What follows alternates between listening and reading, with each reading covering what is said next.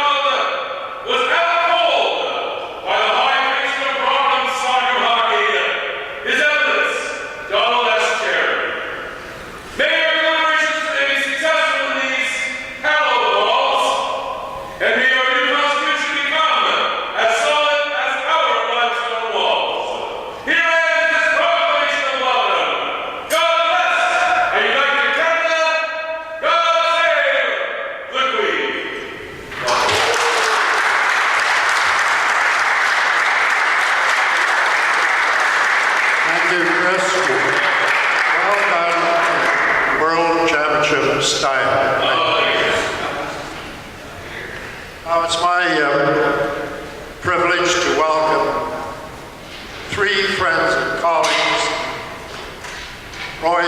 Conacher, Art Potter, and Fred O'Donnell. Would you please come forward and take your place at the table?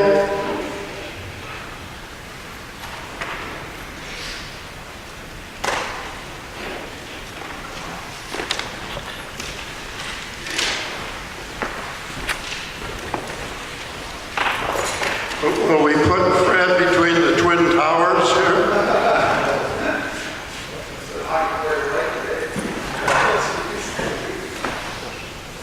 Anyway, ladies and gentlemen,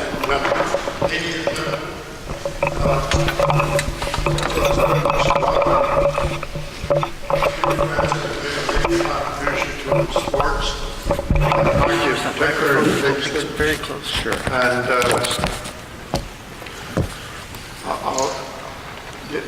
the idea is to have an opening statement from each one, and then to follow with questions and answers so we could make the brew puff by 12. And first, just to eliminate long introductions, we provided sheets of information on each one. First, Roy Conacher, Roy Benjamin Conacher, right, who made a choice from Toronto, where the name Conacher was a household name, and built his own name in his own right in Kingston, with contributions at every level of society. Roy. I'll introduce the other two so that we can go in to take turns. So, and on Roy's right is Fred O'Donnell, who is a Gananoquian, but born in Kingston, where I lived for 12 years. And I just came across an interesting picture a while ago where he scored 7 goals in one game at Pee Wee and 25 in the series with Nathaniel. And he showed his talent early and went on, of course, to Boston Bruins and the Whalers, and a successful career as coach, Kingston Canadians and Queen's University, the last championship team of Queen's. And joining us at this end is another close friend, Mr. Mark Powder. And Mark has been involved in every sporting venture over the last 20 or 30 years. He was the youngest sportscaster in Ontario, CKWS, and has followed his interest in Hall of Fame and other groups. So why should this old age-stained wretch have a microphone in his hand when we have a professional sportscaster? And I'll hand this to Mark, and I thought maybe it would be a good opportunity for him to show his professionalism. And what we'll lead off with a statement from Roy Conacher. Roy?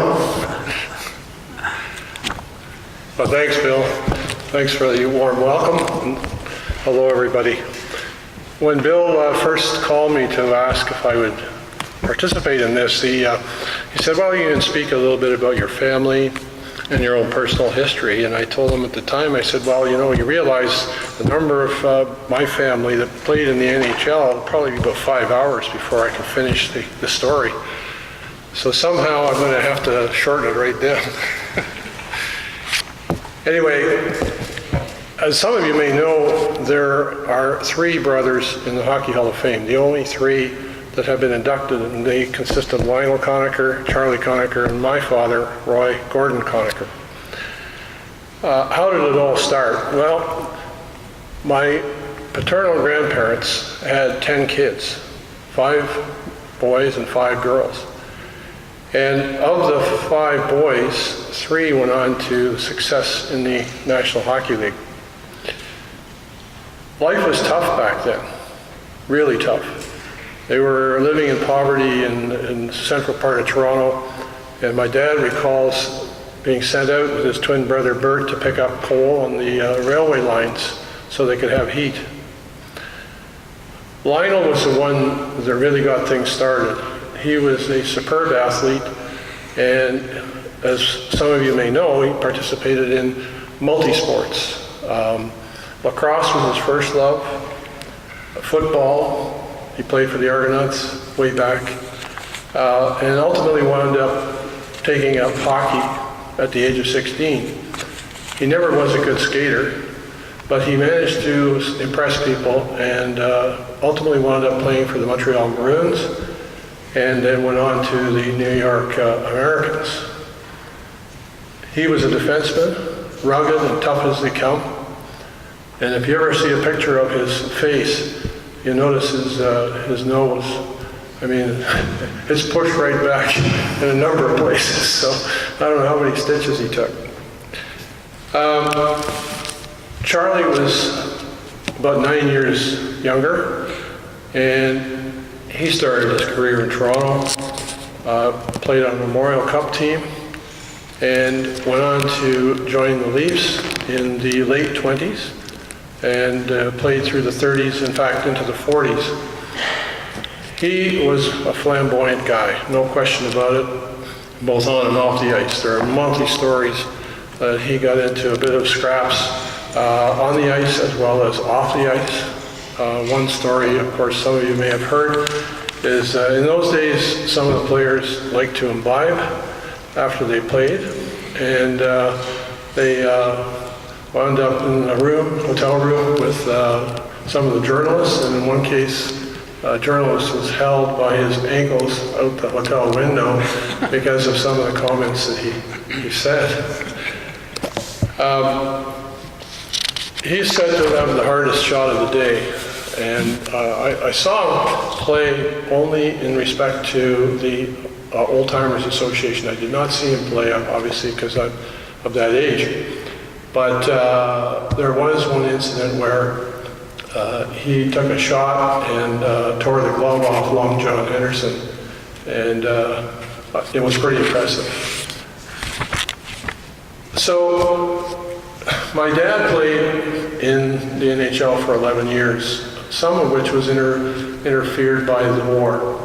He started in 1938, 39, and before that he played with Wright Hargraves in Kirkland Lake. There's a gentleman here who asked me to mention that.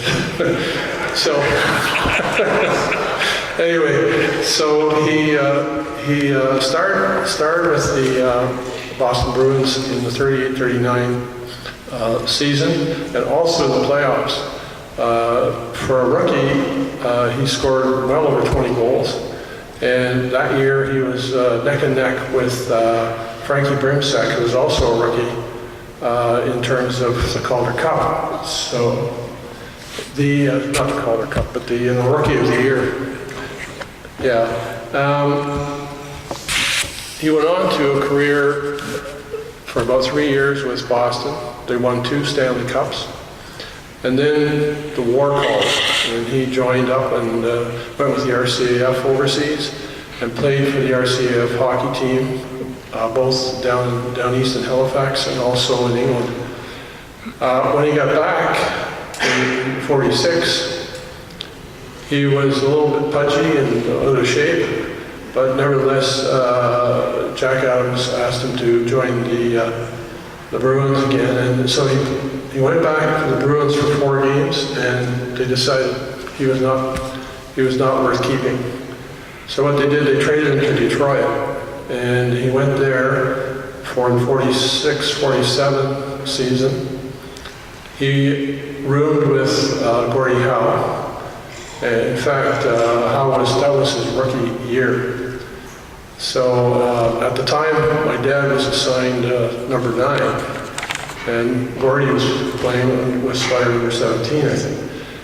So after the year, Detroit decided to trade him to New York. He refused to go, and he was going to hold out and ultimately retire. Then Chicago picked up his rights, and he did decide to go to Chicago and finish his career there for 4 or 5 years. In fact, those are the best years of his career because he led the league in goals and points in the 48-49 series. I recall my dad coming into Toronto Maple Leaf Gardens. I was about 6 or 7 years old at the time. My Uncle Charlie had seats right down near the southwest corner on the boards. And that's when I started to realize how special and how famous my dad was, because he would come over during the skating, the warm-up, and he'd talk to me there, and of course I could hear all the kids behind me, oohing and awing kind of thing. It really made me proud of him. And after the game, he would invite me to the dressing room, and I'd go in and just be in awe of the players. Fellas like Doug Bentley and some of the other well-known Hawks at the time. The hockey got to him, I would say, in the 1950 season. He was pretty tired by then, and also he really didn't like the game, quite frankly, at that point. And so what he did, though, was stay in until such time as he scored one more goal than his older brother Charlie. And Charlie had scored 225 goals and my dad quit at 226. So after hockey, he went and managed a hotel that was owned by my Uncle Charlie, and carried on in that capacity until he retired. There are a number of other members of the hockey Conacher clan, and I'll just mention them very quickly. A cousin of mine, Murray Henderson, played for the Boston Bruins for about 7 years, and he was a kind of quiet, stay-at-home defenseman, journeyman hockey player. Ultimately wound up finishing his career in Hershey and in fact coached Don Cherry during those last couple of years, 54, 55. Then there's Peter Conacher, who was Charlie's oldest son. Peter played for the Chicago Blackhawks and then the New York Rangers. He finished with Toronto in the 57-58 season, and again, a quiet, hard-working winger, very nice guy, but very shy. Brian Conacher, of course, a lot of you may know a little better. Brian was a member of the Canadian national team under Father Bauer. He participated in the Olympics. In the 65 to 67 time frame, he was a member of the Toronto Maple Leafs. In fact, he was one of the Leaf players last time they won the Stanley Cup, which is the last time. He went on to a broadcasting career. Some of you may have seen him on TV doing the color commentary on some of the Olympic Games. And he's written a number of books. What are my recollections? I hope I'm not taking up too much time here, but as I said, when we lived in Chicago, I'll just have one little interesting incident that happened. I was assigned to a school in the inner part of Chicago. It was kind of rough. And first day there, I got into a real Donnybrook.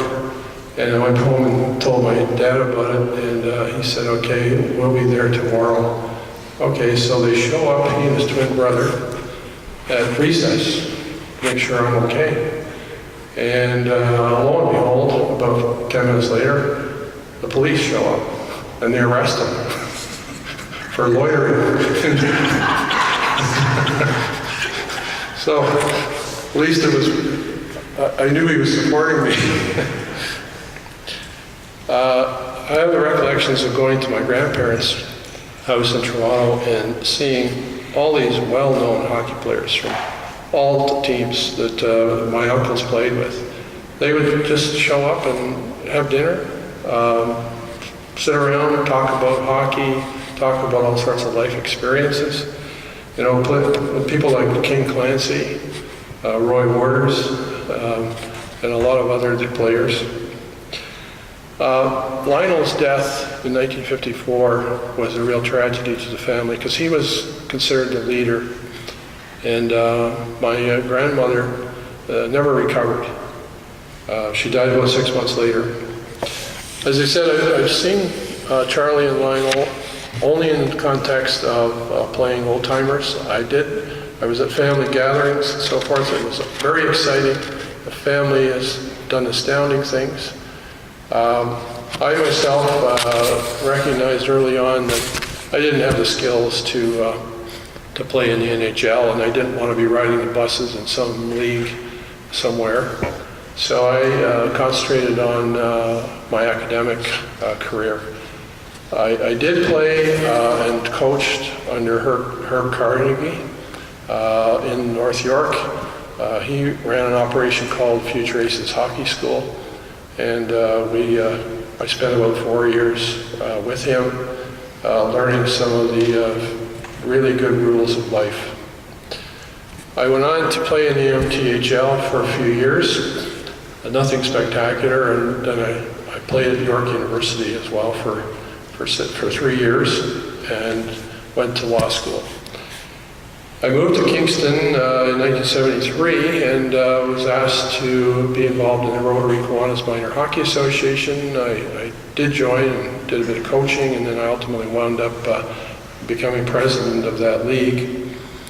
After I got out of hockey, I was asked by the mayor of the city to undertake an investigation regarding the International Hockey Hall of Fame Museum here in Kingston. We took about a year and a half, 2 years to do that investigation. We ultimately wound up having communications with the International Ice Hockey Federation and also the National Hockey League, and wound up getting agreements with those organizations to help this particular hall here. Unfortunately, the IHF decided after a couple of years that they would form a closer association with the National Hockey League Hall of Fame in Toronto.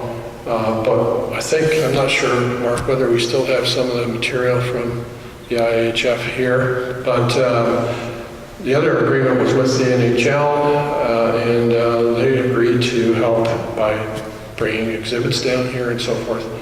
I'm not so sure where that stands. Mark, again, can probably tell you a little bit more about that. So that's basically it.